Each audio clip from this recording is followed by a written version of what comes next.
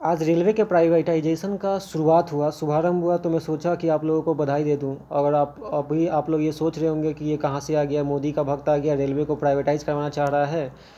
और अभी बच्चे प्रोटेस्ट किए हैं, रेलवे बैकफुट पे आ गई है, सरकार ने कुछ एग्ज़ाम्स कैंसिल कर दिए हैं और 3-4 लाख बच्चों को और ऐड किया जाएगा। ये बोल रहा है कि रेलवे प्राइवेटाइज होगा, मोदी का भक्त है। तो मैं आपको ये बता दूं कि मोदी का भक्त तो हो ही, लेकिन मोदी कोई शाश्वत नहीं है और ये हमेशा नहीं रहेगा। और ये काम वही लोग करेंगे, इसे आप चुन कर लाएंगे और बड़े लाड़ प्यार से लाएंगे, दिल्ली की राजगद्दी में बैठाएंगे और उसमें आपकी सहमति भी होगी।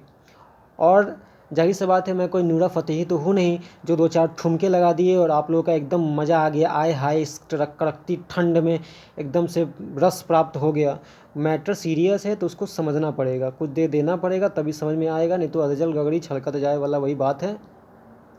इस चीज़ में यहाँ पे दो बातें उठ के आती है कि एक रेलवे प्राइवेटाइज हो के रहेगी और दूसरा ये है कि इसमें और को इसके पीछे कारण क्या है, ये आपको समझना बहुत ज़रूरी है। कारण को समझने के लिए आज से आपको 70 साल पीछे चलना पड़ेगा, जब जे.आर.डी. टाटा ने सबसे पहले इंडिया में लाइसेंस लेकर पायलट बने थे, इंडिया के सबसे पहले लाइसेंसी पायलट। और उन्होंने एयरलाइंस की शुरुआत की थी, एयर वाला, जो इलाहाबाद से नैनी के बीच सबसे पहले चला था। कब हुआ, क्या हुआ, इसमें आपको कोई दिलचस्पी नहीं होना चाहिए, क्योंकि आप ना तो यूपीएससी के एक्सपीरियंस हैं और ना ही आपको आगे होना है। बस आप मोटा मोटी ये समझिए कि आने वाले समय में इंडिया में गवर्नमेंट जॉब की फ्यूचर क्या होने वाली है और इसके पीछे कौन जिम्मेदार है। तो जे.आर.डी. टाटा ने इंडियन एयरलाइंस की स्थापना की। बाद में गवर्नमेंट ऑफ इंडिया इसको अपना एंटिटी बना लेती है, इसको अपने अंडर ले लेती है, 60-70 सालों तक चलाती है। हालत ये हो जाता है कि इंडियन एयरलाइंस पे 62,000 करोड़, एयर इंडिया पे जिसको आप जानते हैं, उस पर 62,000 करोड़ का भी कर्ज है। अभी प्रतिदिन उस पर 20 करोड़ का उसको लॉस हो रहा है। इसका मतलब अगर 10 दिन का लेते हैं तो 20 दाएँ 200, एक महीना का लेते हैं तो 600 करोड़ और एक साल का लेते हैं 7,200 करोड़। एयर इंडिया जो है वो हर साल घाटे में जाती है, प्लस 60,000 करोड़ का ऊपर से उसको अलग कर्ज है। 12,000 कर्मचारी है, जिसमें 8,000 सरकारी कर्मचारी है और 5,000 जो ठेके पर है। तो अब आपको समझ में आ गया होगा मोटा मोटी की प्रॉब्लम कहाँ से आ रही है। गवर्नमेंट बैंक में पहले 20-25 बैंक हुआ करती थी, अब जाके 7-8 बैंक है। गवर्नमेंट का ये प्लान है कि आने वाले 2 से 3 सालों में इन बैंकों की संख्या को 5 कर दिया जाए। और मैं आपको ये बता दूं कि एयर, अब आप सोच रहे हो कि ये तो मोदी करवा रहा है, मोदी को उठा के फेंक दो, गोली मार दो, ये कर दो वो कर दो। तो भाई साहब, मोदी करवा रहा है। 2001 में मोदी नहीं था, जब आपने इंडियन एयरलाइंस को, एयर इंडिया को 40% स्टेक का, उसमें 100% में 40% आप जो है प्राइवेट हाथों में बेचने जा रहे थे। उस समय 2001 में मोदी का सरकार नहीं था। सबसे पहले जो प्राइवेटाइजेशन की शुरुआत हुई थी बैंकों की, जो मर्जर हुआ था, मर्जर का शुरुआत किया गया था, प्राइवेटाइजेशन का शुरुआत किया गया था, इसको जो स्टार्ट करने वाला ये मोदी गवर्नमेंट नहीं था, ये आपकी जो परम अर्थशास्त्री हैं उनकी सरकार थी। और ये अब, और मैं आपको ये बताना, अब मैं इसके बाद आपको ये भी बताऊंगा कि पहले आप जाते थे गवर्नमेंट का कोई भी काम करवाने जाते थे, उसको काम करने वाला कोई ना कोई गवर्नमेंट एम्प्लॉय हुआ करता था, जो आपके ब्लॉक में बैठता था, डिस्ट्रिक्ट ऑफिस में बैठता था, पंचायत भवन में बैठता था, जहाँ भी बैठता था। लेकिन अब वही काम, अब जाति प्रमाण पत्र बनवाते, आवासीय प्रमाण पत्र बनवाते, इनकम प्रमाण पत्र बनवाते, जितना प्रमाण पत्र बनवाते हैं वो आप क्या करते हैं, वही काम के लिए आप एक साइबर कैफ़े में जाते हैं, प्राइवेट एंटिटी के पास जाते हैं, वहाँ से अप्लाई करते हैं।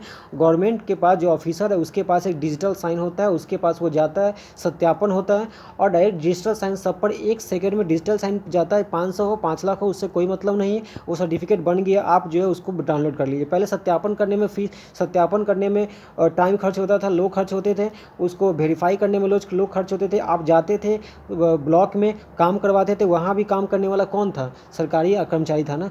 तो आपको मोटा मोटी ये समझ में आ रहा होगा कि चीज़ें, कि आप लोग, कि who is responsible for that, कि गवर्नमेंट जॉब्स इंडिया में क्यों नहीं आ रही है और आने वाले फ्यूचर में गवर्नमेंट जॉब्स की इंडिया में क्या हालत होने वाली है।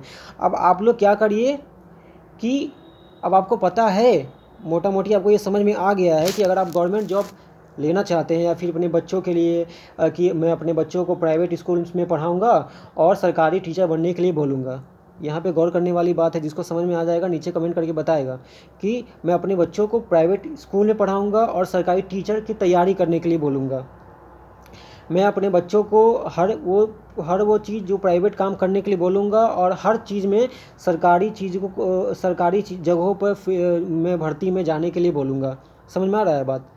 तो समझ में आ गया। अब मोटा मोटी ये समझिए कि आपको करना क्या है, यही कुछ काम फ्यूचर में रेलवे के साथ होने वाला है।